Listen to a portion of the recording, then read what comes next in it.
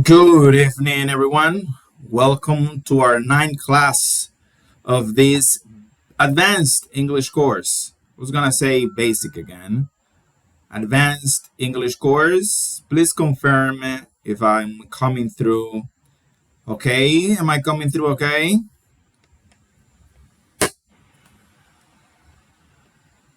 Yes, teacher. Okay, thank you, Nidia. Hi, Joangel. Okay, guys. So tonight we're going only to study a unit. We don't have homework for today, for tonight, because we finished all the homework in our last class. So tonight is only about discussing and understanding this next unit, which has two important topics. Number one, it has going to versus will.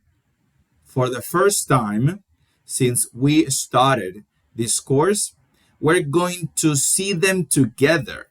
And tonight, we are going to break down the differences between going to and will. There is a reason why in the interchange program, we only see going to versus will in this or at this level. Okay? If you think about it, we have studied the intro book. We never saw will. We studied the interchange book number one, and we didn't see will either. Yes, we study a little bit about will to ask for something. I'll have, she'll have, those kinds of sentences. But so far, we have never seen will to be used as a future tense. And there is a reason for that. In order to understand the differences between going to and will, you need to be at a higher English level because this is not about only future actions. It's about intention, it's about plan. It's about a immediate decision or a planned decision. So those nuances, in order to know them or identify them or master them, we need to be able to understand first the normal use of a future tense, in this case going to, and after that we are able to understand when we can use will.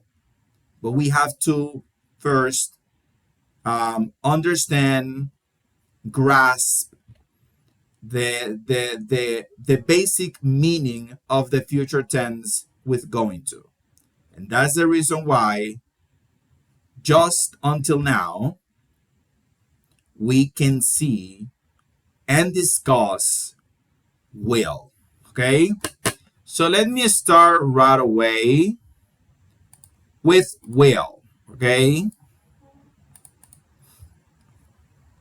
Here we have unit number 5, hit the road, to discuss vacation and travel plans.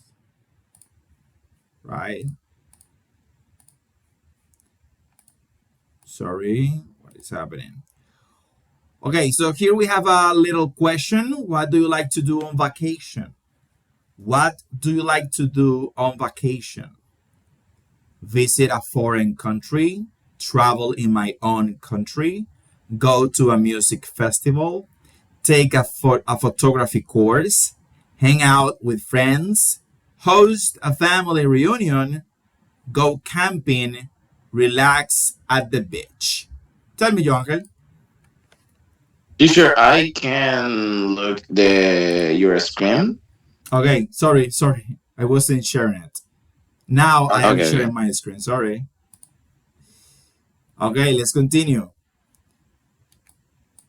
Here we have this first exercise that we are going to review on Tuesday. So, vacation plans. Which words or phrases often go with which verbs? Complete the chart. Use each word or phrase only once. Only once. Okay? We have here verbs like take, do, go, rent. And we have these words: a camper, camping, something exciting, long walks, a lot of hiking, some fishing, a condominium, on vacation, sailing lessons, a car, swimming, a vacation. Okay? So we need to find which of these words go with each of these verbs, or with which of these verbs, we can also say. Number one. Okay, so let's dive in immediately in these two tenses. So pay attention, guys, okay? Try to pay attention and to focus on this right now, because your test, your practice on the platform has a lot from this. I mean, you have true and false exercises that requires from you to understand these two topics, because you will have statements saying one thing about going to, or something about will, and you need to be able to say this is true and that is false. And all of that is based on tonight's class. All of that is based on tonight's class. Okay, so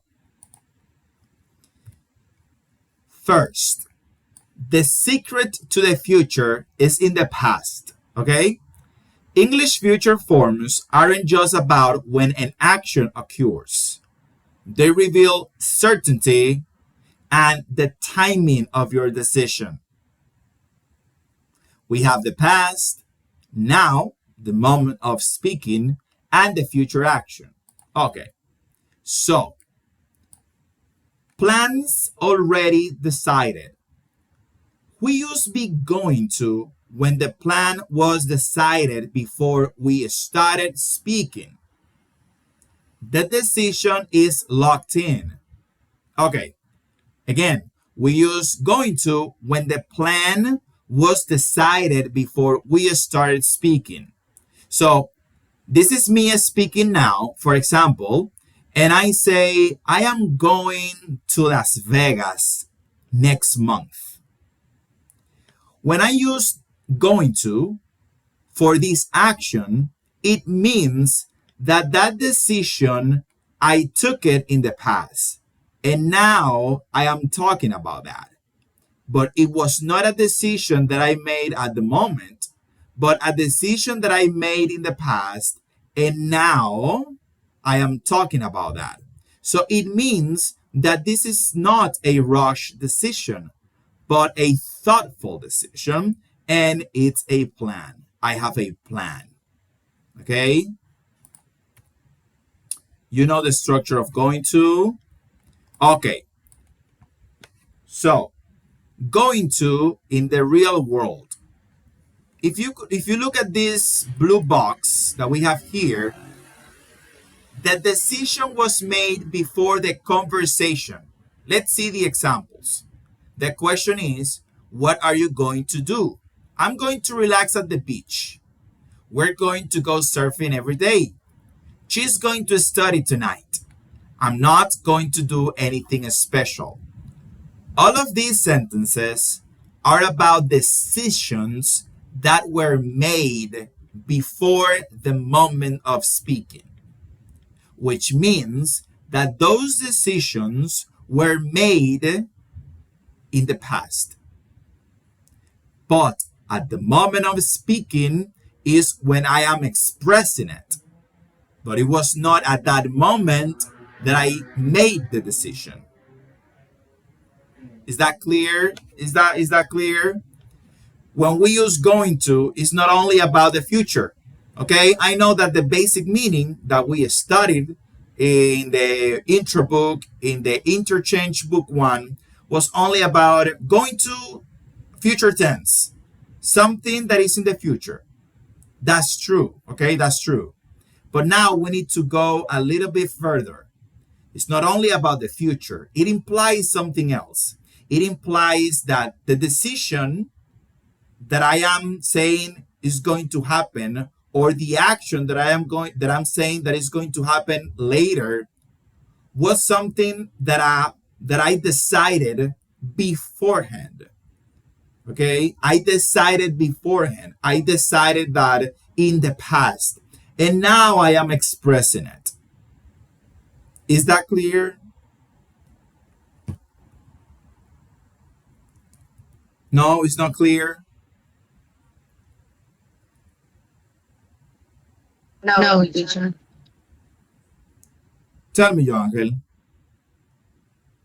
I say if you say an example, a specific In example. a specific example, okay. Let's say, okay, let's say that yesterday, I was on my bed thinking. Yesterday, right? And I made a decision yesterday. I am going to Paris. Okay. Today, I say to my friends, hey, I am going to Paris. That decision wasn't, I didn't do it today. It was not today that I took it. I made that decision yesterday. So going to is not about a decision that I made or make at the moment, but a decision that took place in the past and I am expressing it now at the moment of speaking. Dicho de otra forma, cuando estamos hablando de going to, y tal vez esta es la parte más complicada porque nosotros no tenemos esa diferencia en el español, hasta donde tengo entendido. No la tenemos.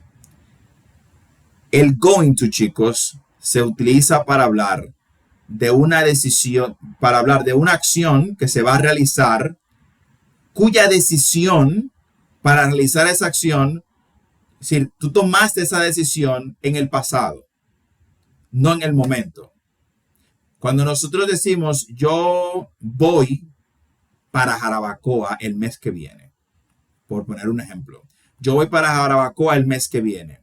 Normalmente nosotros no solemos decir eso si no hay un plan, si no es algo que ya yo he pensado bien. Yo tengo un plano, yo voy para Jarabacoa el mes que viene, voy a dejar los niños con mi mamá, tengo un dinerito ahorrado y lo voy a usar. Es decir, hay un plan. Entonces, el going to en inglés se utiliza para eso, para expresar una acción futura que no fue una decisión tomada en el momento, sino que es una decisión planeada ya, planificada. Hay un plan. Esto es importante porque ahora vamos a ver will y vamos a ver que will no implica eso, sino que yo puedo utilizar will para una decisión que yo tomo en el mismo momento. Yo Ángel viene, se me acerca y me dice, Rancel, vamos al cine. Vamos. Esa decisión no fue planificada. Es una decisión instantánea. Yo Ángel me invitó y yo dije que sí. Yo invité a Nidia, Nidia dijo que sí en el momento. Nidia no sabía que yo le iba a preguntar eso, Nidia no sabía para que yo iba para allá a pedirle que saliera. No, simplemente llegué, le dije, ella dijo que sí, nos fuimos.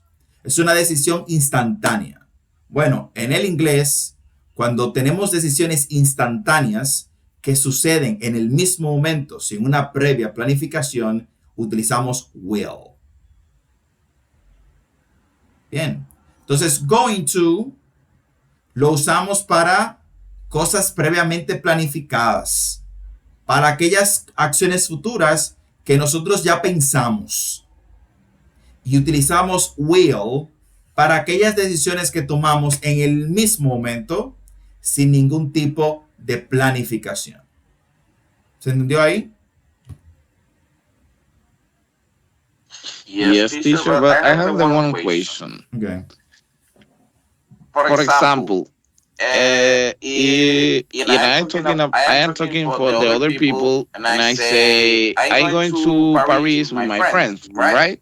That that's good. But this moment, my friends say, "Do you want to go to with me in Paris?" What is the good answer?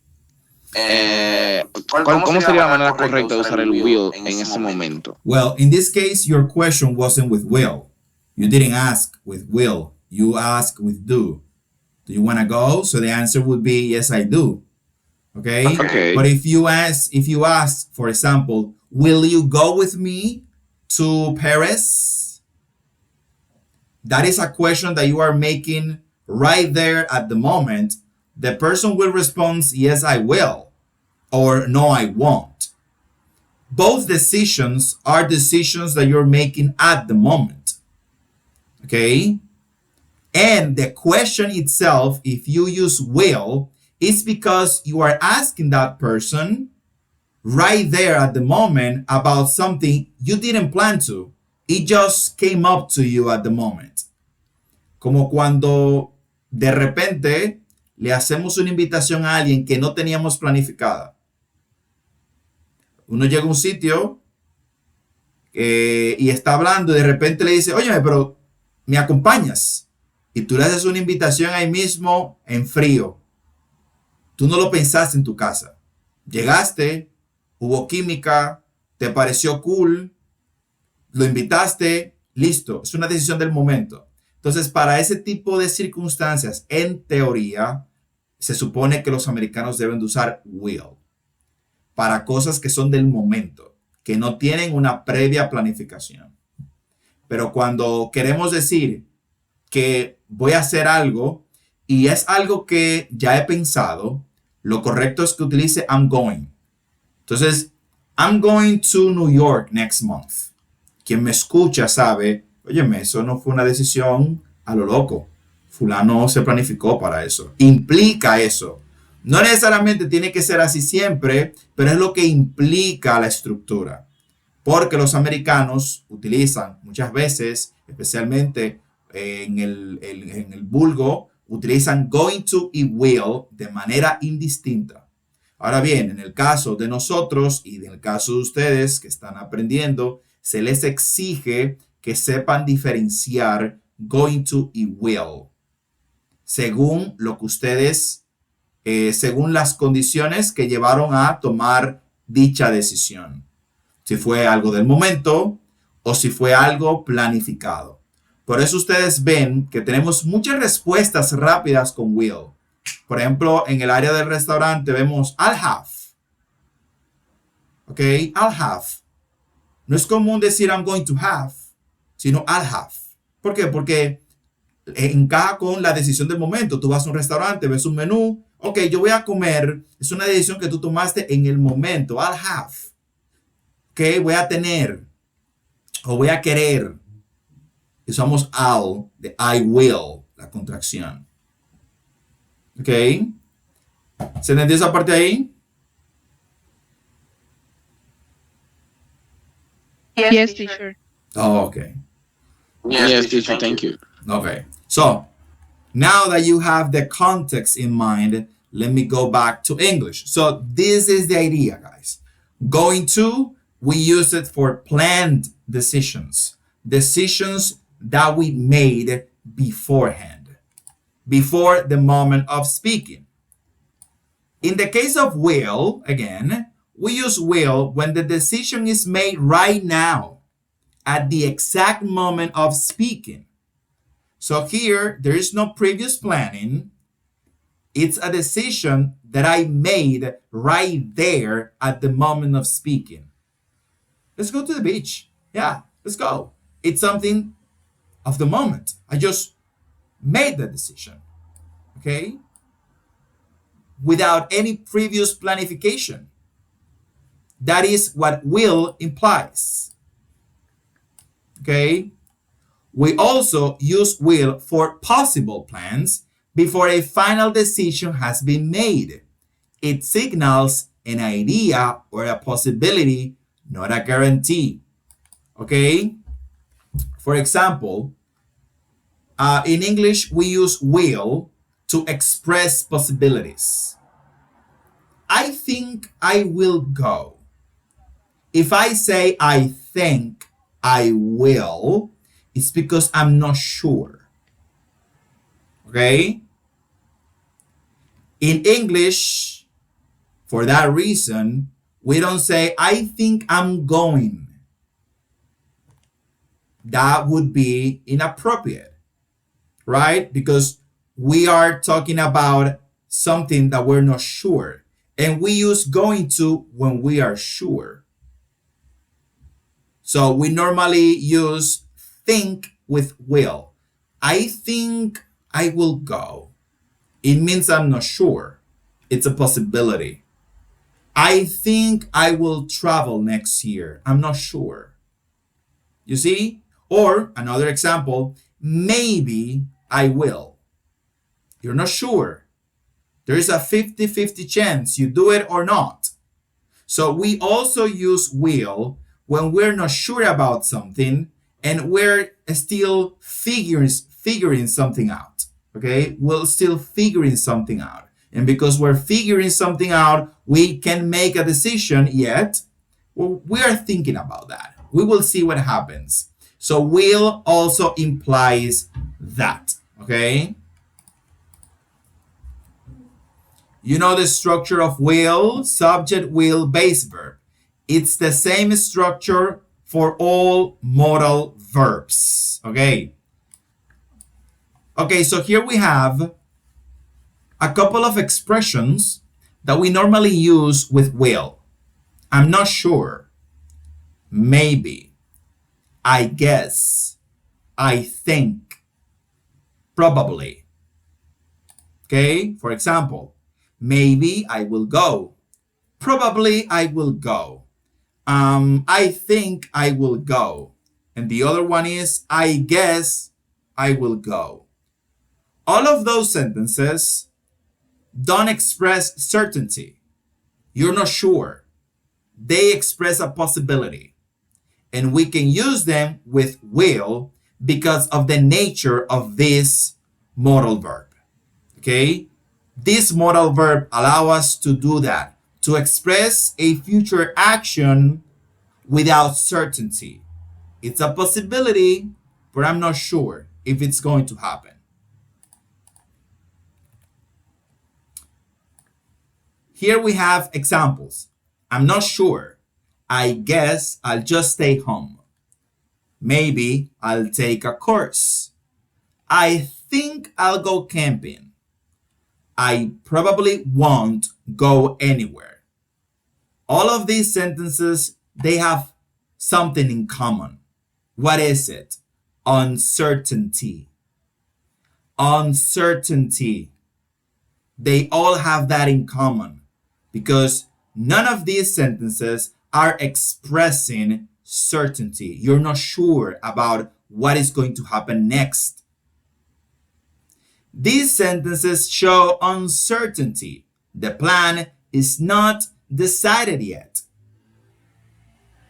In contrast to going to, that expresses a level of certainty, at least a higher level of certainty than will. Okay? Therefore, we have to be careful when we use going to or will because they express or imply different things.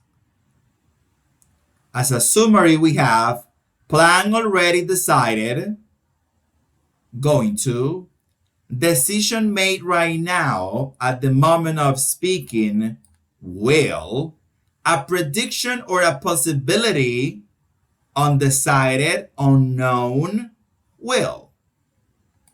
Okay? That is what we have to keep in mind. Going to is a planned decision. Will is a decision made at the moment. I'm not sure if it's going to happen. Well, we can divide that. Number one, will implies a decision made at the moment. And number two, I can use will when I want to express a level of uncertainty about a future decision or a future action. I guess I'll stay home, but maybe not. Maybe I will talk to her, or maybe not. You see, uncertainty, because we're not sure all the time. Sometimes we're sure about what we're going to do, what we are going to do, but sometimes we're not. Sometimes I say, I am going to the gym at 12 p.m. I'm sure I'm going to the gym. It's part of my plan, of my day plan. But sometimes I say, well, maybe I will go to the gym at 12 p.m. or at 3 p.m. I'm not sure. You see, I use will when I'm not sure about my future action, when there is a degree of uncertainty in my actions, in my future actions. So far, so good. Is that clear?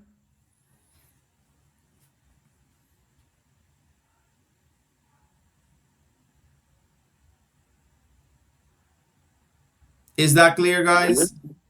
Yes. For me, it's clear. Okay, nice. That's what I want to hear.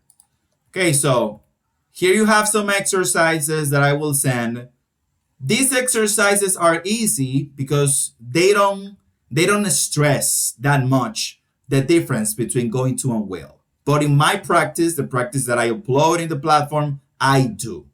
Okay? Because when you are not taking the interchange course, you will need to know this. Okay? The interchange doesn't go as far as other systems go when it comes to the difference between going to and will.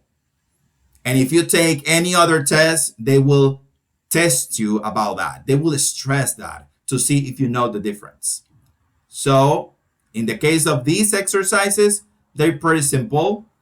My explanation and the reason why I took so much time explaining it is because in the practice that is on the platform, I took a lot of time developing a test to make sure you actually understood this topic. Okay, here we have this exercise. Complete the conversation. Use be going to or will and the information on the notepads. Using this information right here and this information right here, you are going to fill up the blank spaces using going to or will. You have to pay close attention. You have to pay close attention to words like probably, and maybe. When you say probably or maybe, think about will. And when you see word like yes, that speak about certainty, think about going to. There you have a tip. Then we have these. Look at these answers. Write questions using be going to. So here you're going to write questions using be going to based on the answers.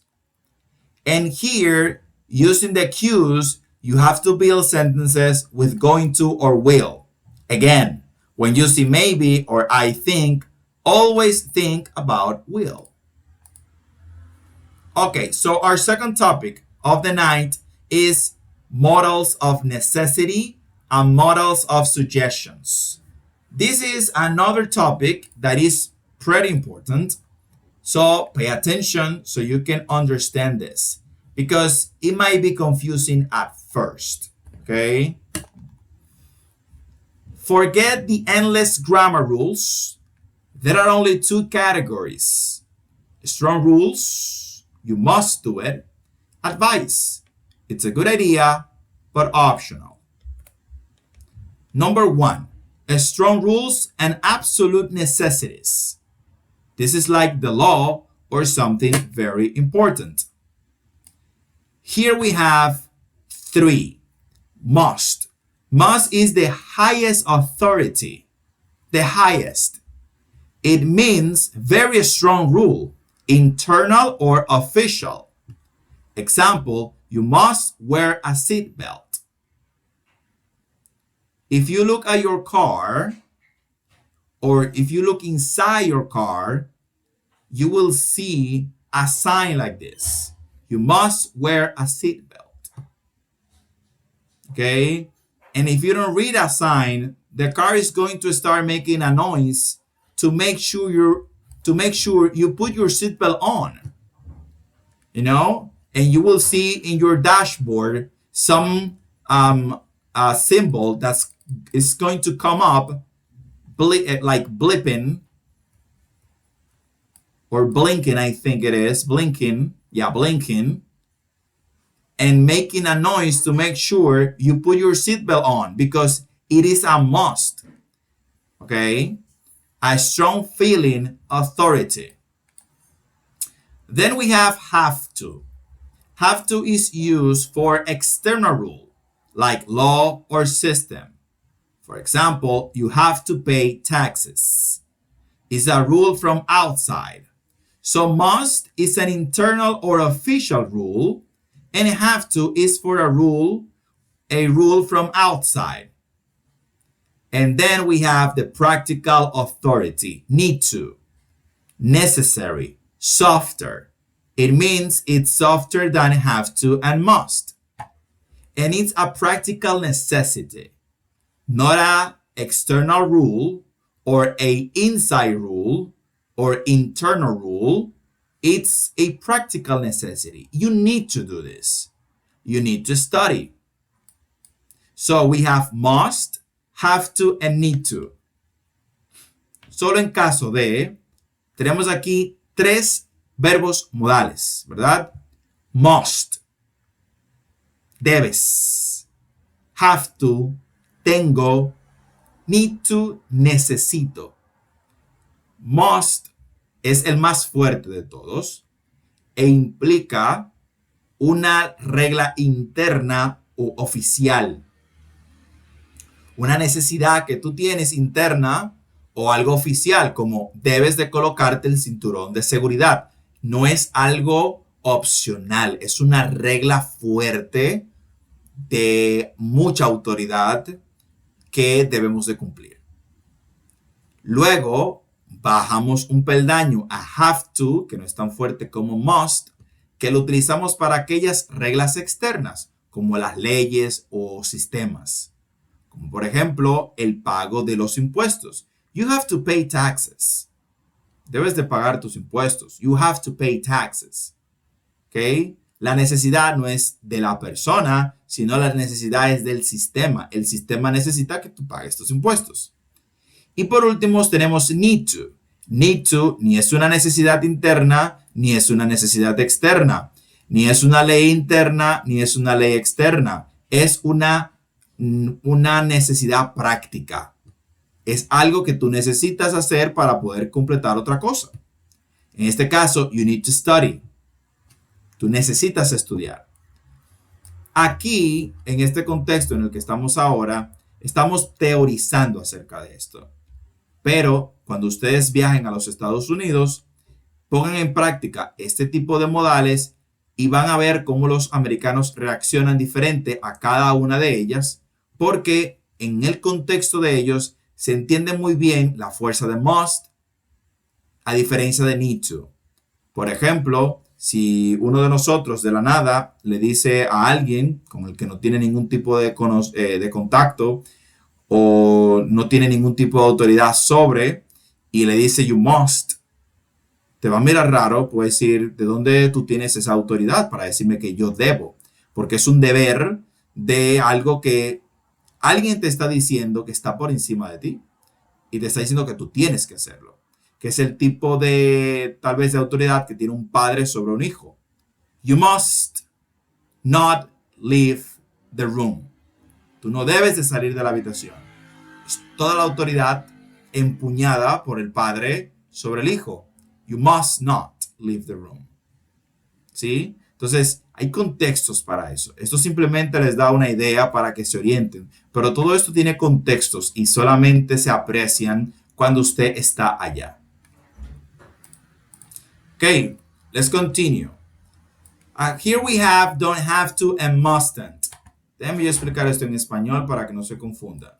Acabamos de ver, ¿verdad? Acabamos de ver have to, ¿verdad? Y vimos must. Vemos que ambos son de autoridad, must siendo más que have to. Excelente. En inglés también podemos decir don't have to, que sería lo opuesto a have to. Si have to es yo tengo que, don't have to es no tengo que, ¿verdad? Que hacer algo. A diferencia de have to, que es una obligación externa, don't have to en inglés implica algo diferente. Implica que es algo que no es necesario, sino que es opcional. ¿Ok? Por ejemplo, si por ejemplo yo le presto 100 pesos a Joángel, Joángel me pide 100 pesos prestados y yo le digo, tranqui, no te preocupes, no me lo tiene que pagar. Y él me dice, sí, yo te lo quiero pagar. Bueno, eso ya está de ti. Si tú lo haces bien y si no también, realmente no estoy esperando eso. ¿Qué significa eso? Que es opcional. Yo, Ángel, si me lo paga bien, y si no me lo paga también. ¿Sí? Entonces, en ese tipo de contextos en el que una acción se haga o no, no representa absolutamente nada porque es totalmente opcional, usamos you don't have to.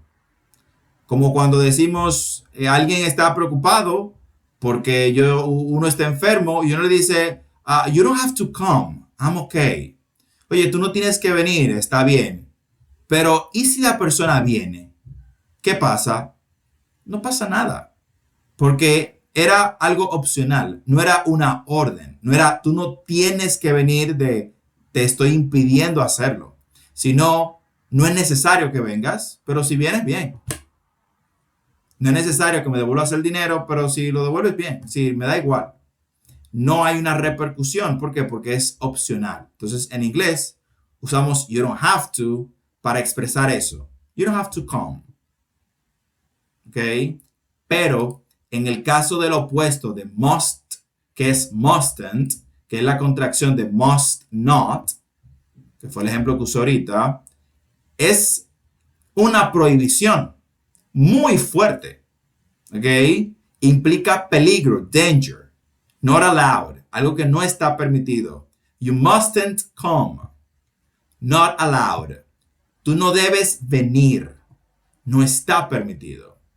Entonces, no es lo mismo yo decir, you don't have to come, a yo decir, you mustn't come.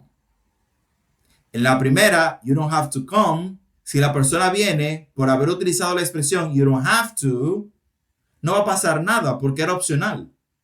Tú no tienes que venir, si vienes no pasa nada, pero no tienes que venir. You don't have to. Ahora, cuando yo digo you mustn't come, es una prohibición. Tú no debes venir, te lo prohíbo que vengas. Si yo vengo, tendré consecuencias. ¿Por qué? Porque era una prohibición. Entonces, you don't have to, opcional.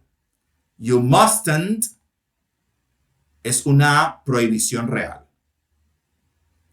You don't have to, sin importar lo que suceda, no hay repercusión.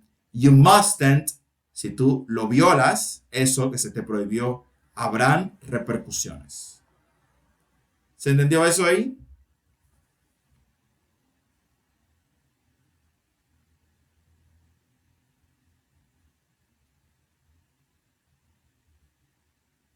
Sí.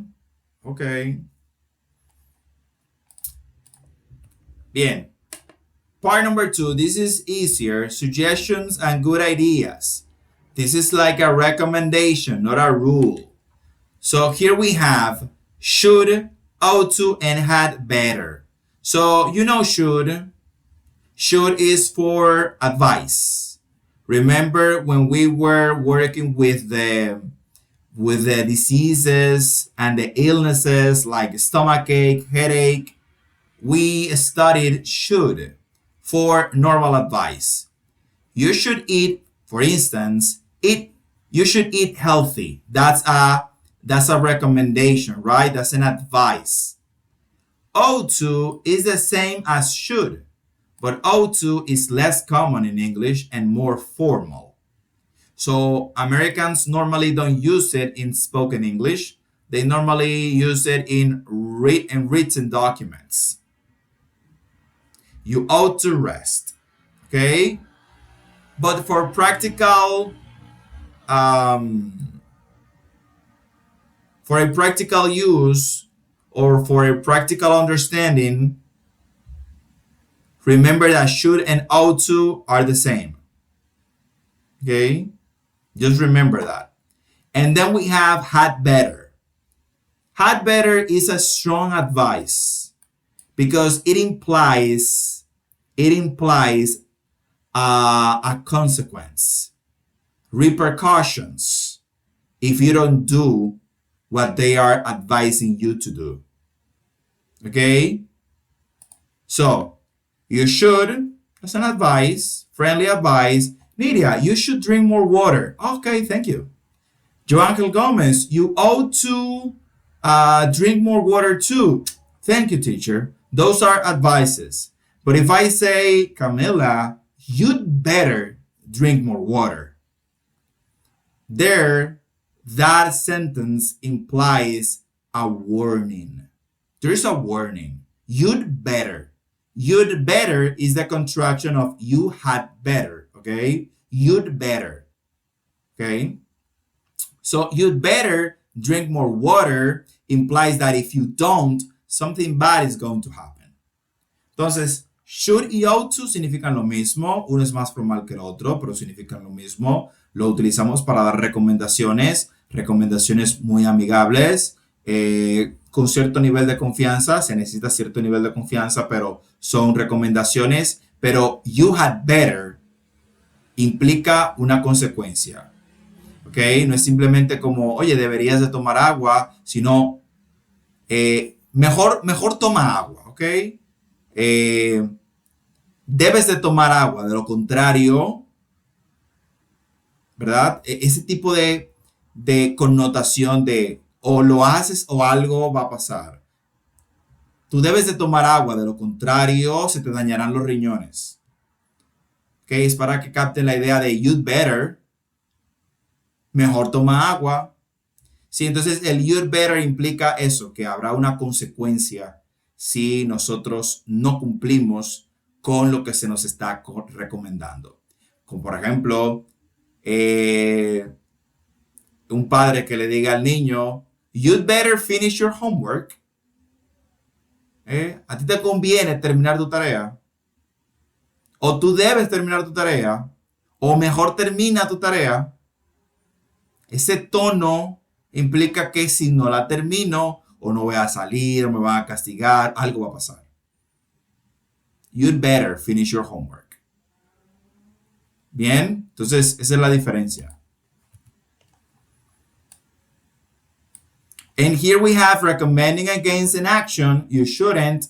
If should is an advice to do something, shouldn't is the opposite, not to do something. So you shouldn't smoke, for example. You shouldn't drink alcohol, for example. Those are you are recommending against an action. And you had better not is the opposite of you'd better. For example, you better not be late. No te atrevas a llegar tarde. You better not be late. Okay, for example. Okay, so as a summary, you must go, no choice, is a strong rule.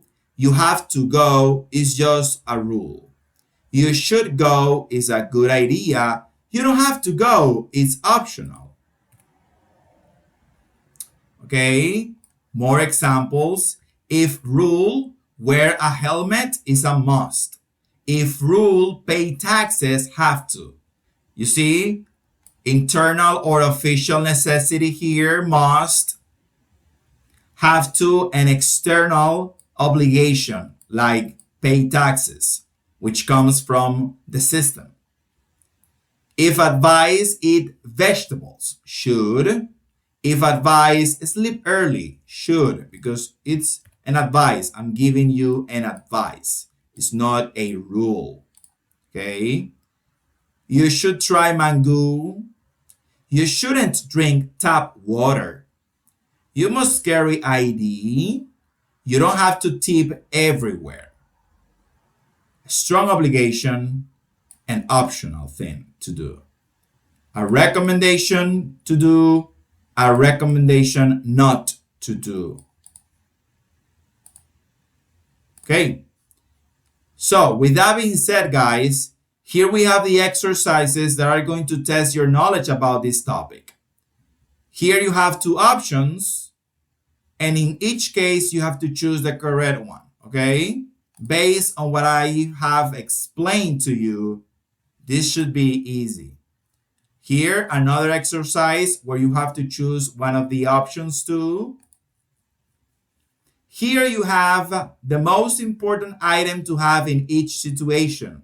Well, here we have four different situations, like a vacation to a foreign country, a mountain climbing vacation, a sailing trip, and a visit to a beach. Which of these items that is listed below of each of these activities is the most important item for that activity? Here we have, after we choose the most important item in each of these activities, we have to build sentences using ought to, need to, should, and had better for each one of these situations, which are based on the exercise above. Here we have to rewrite the sentences, these sentences, find another way to say each sentence using the words given, alone, by myself, should, and must. We have to find a way of saying that same thing, but using the words in parentheses. That's it. Simple as that. Do you have any questions about this? Is this clear?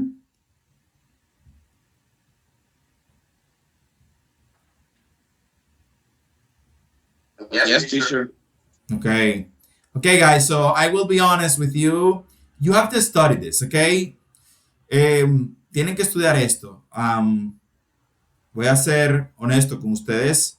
Tienen que estudiar esto. Estos temas, especialmente el último, son temas que cuestan un poco cogerles el piso, porque no se trata únicamente de una definición, sino de captar el sentido de cada uno de esos verbos modales. Y eso toma un poquito más de tiempo. Requiere revisarlo, volverlo a revisar. Realizar los ejercicios les va a ayudar porque están hechos para trabajar con ellos de manera muy mínima, porque les dan dos opciones, no les ponen cuatro, sino dos nada más. Y esto va a estar también en su próxima práctica. Bueno, está en su práctica que está en la plataforma ya, de dicho sea de paso.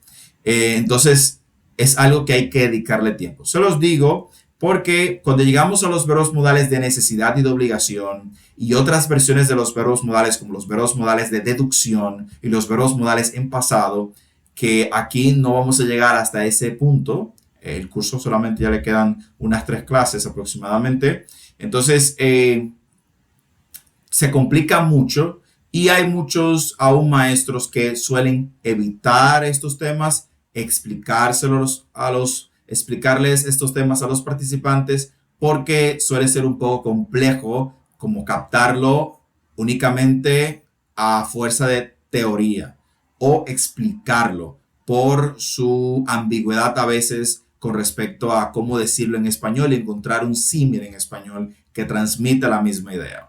Entonces, con esto les digo que hay que dedicarle tiempo, no lo pasen por alto. El esfuerzo dedicado a eso les va a ayudar cuando vean un tema mucho más avanzado, y también cuando viajen a los Estados Unidos y escuchen cómo se usa, también les va a ayudar eso muchísimo. Además, cuando estén viendo una serie o una película y vean el uso de estos verbos modales, no lo pasen por alto. Miren el contexto, la reacción del personaje, el tono en el que se dijo la oración, y todas esas informaciones les va a ayudar a tener una idea de cómo se usa ese verbo modal.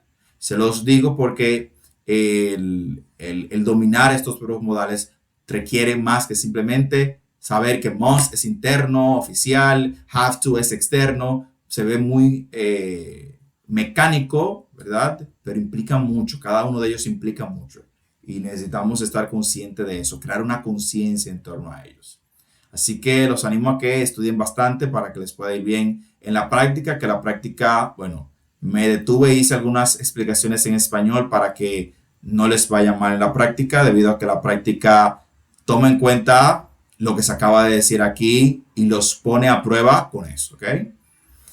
Entonces, dicho eso, y si no hay ninguna pregunta, chicos, estamos en la recta final, nos quedan tres clases, tres clases más.